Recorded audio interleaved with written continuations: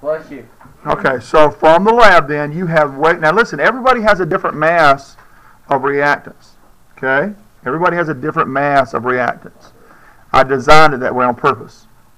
In fact, I designed this lab. What's really cool about this lab is even if your mass measurement is different from the next group's lab mass measurements by 1/100th of a gram, you're going to have a different limiting reactant.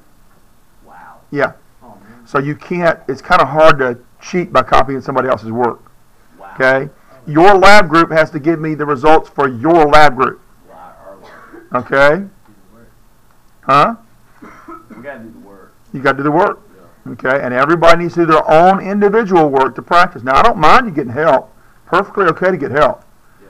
But please don't ask somebody to please don't let somebody copy your work. And please don't ask anybody to let you copy their work, okay? But if you want to get somebody to tell you, help me out, what am I supposed to do here? That's fine. Helping you figure out what to do and why is really important. Can we check our answers with our lab members? Absolutely. Okay. Sure. As long as you have all the work, checking your answers is perfectly okay. Okay, yeah. Okay? Good. All right, so if you have the mass of reactant 1, whatever we're going to call that, and you have the mass of reactant 2,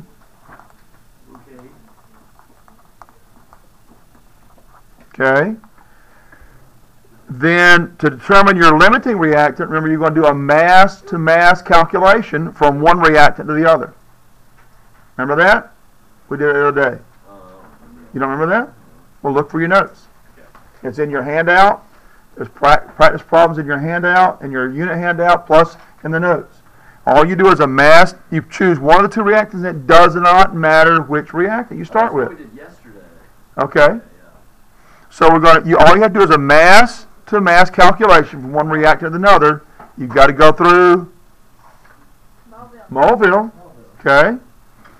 If the second reactant, the one you're calculating to, if the second reactant, the one you calculate to, if that calculated mass, at the end of that mass-to-mass calculation, if that calculated mass is greater than the amount you actually had in the lab, that species, that second reactant, is the limiting reactant. Yeah.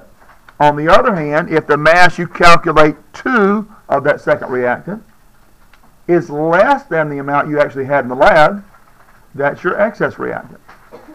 Okay? Yeah. Got that? Yes. Now, any calculation after that always starts with your limiting reactant.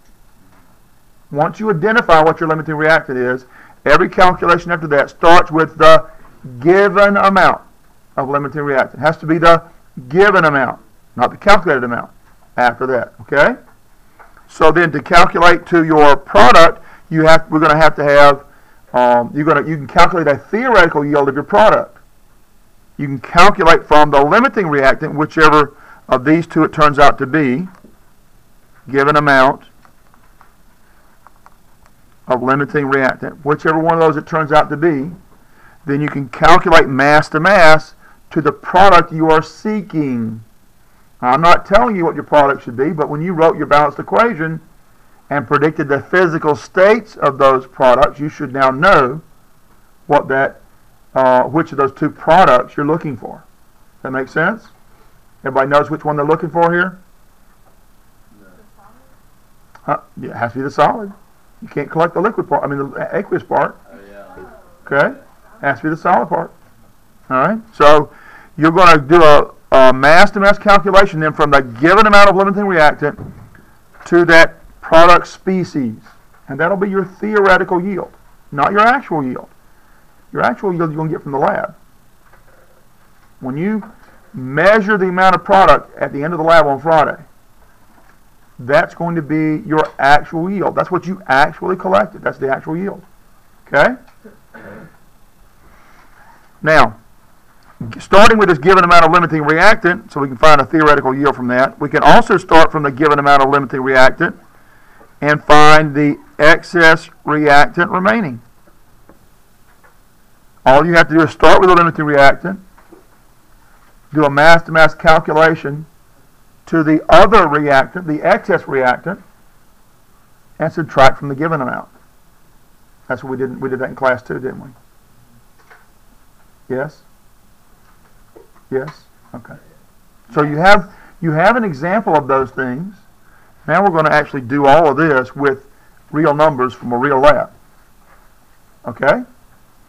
So you can practice and be ready for the test. Yes? So when we find our limiting reactant or whatever, when we go to theoretical yield or whatever, we're dividing the solid or we're The theoretical yield would be a theoretical amount of solid, not the actual amount of solid.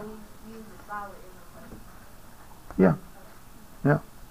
To find, and once you collect the product, actually weigh the product, then you're going to subtract that actual yield, what you actually get in the lab. You're going to take that actual yield and subtract it from the theoretical yield. And that'll give you your, no, I'm sorry, that's wrong. You're going to take your actual yield and divide by your theoretical yield, and then take all that and multiply by 100 to get a percent yield. Okay? You'll get a percent yield that way. Does that make sense to everybody? Despite all my scribbling over here. Okay? But now once you find your excess reactant, what you're going to do is you're going to calculate from your limiting reactant to the excess reactant. Actually, what you're going to find when you do that is the excess reactant. Let's try it. Excess reactant used. Okay?